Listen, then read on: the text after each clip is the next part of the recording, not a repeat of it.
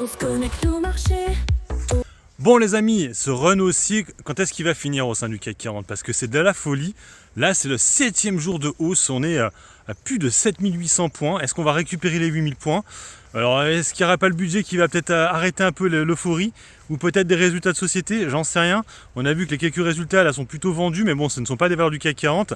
Dans les plus grosses hausses, depuis le début d'année, on retrouve Hermès et LVMH. Alors moi j'ai LVMH au portefeuille. Et ce qui est assez marrant, c'est que moi je sous-performe complètement le CAC 40. Depuis le début d'année, c'est assez mauvais.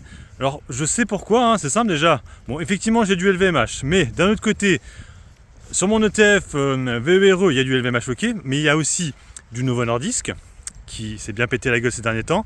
ACML, c'est un peu coup-ci coup-ça. Et donc déjà il y a ça. Il y a Prosus aussi, qui s'est pété la gueule en début d'année. Donc ça s'est senti, même si ce n'était pas la plus grosse position du portefeuille.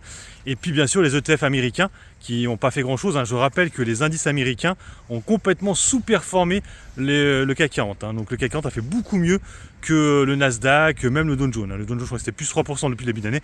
Nous on a plus 6,70. Bon, après la question c'est pour combien de temps encore? Le truc c'est que là on va commencer à reparler budget. On va voir les résultats des sociétés. Bon, déjà, on aura déjà des informations. Vous l'avez vu, là, ça n'a pas grand-chose à voir, mais il y a la Puma qui a fait un gros profit warning. Ça s'est bien effondré. Mais c'est vrai que des sociétés comme Puma, on n'en a pas vraiment. Je vous rappelle que Puma, avant, appartenait à Kering. Mais c'est vrai que voilà, on n'a pas, on n'a pas de truc de ceci. Ce serait un peu, ça ressemble peut-être un peu à du SMCP, à la limite. Mais c'est pas non plus du luxe Puma, ça je veux dire quoi.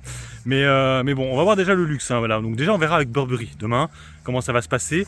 Est-ce que du coup ça va être la soupe à la grimace ou est-ce que ça va être de nouveau bon?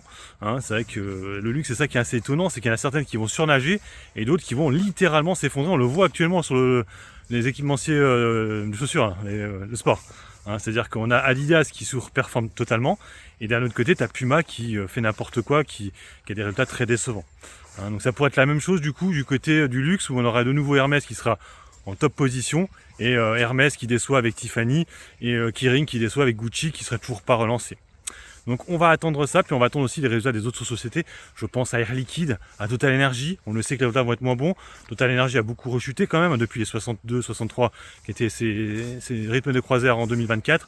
Donc bon, on va voir tout ça. En tout cas, ça va être très intéressant dans les semaines à venir. Voir si ce CAC 40 arrive toujours à se maintenir aussi fortement par rapport à ses concurrents. Mais il faut dire aussi que Macron avait bien foutu le bordel avec sa dissolution. Allez, sur ce, moi je vous laisse. Bon investissement, bon trade. Ciao, ciao.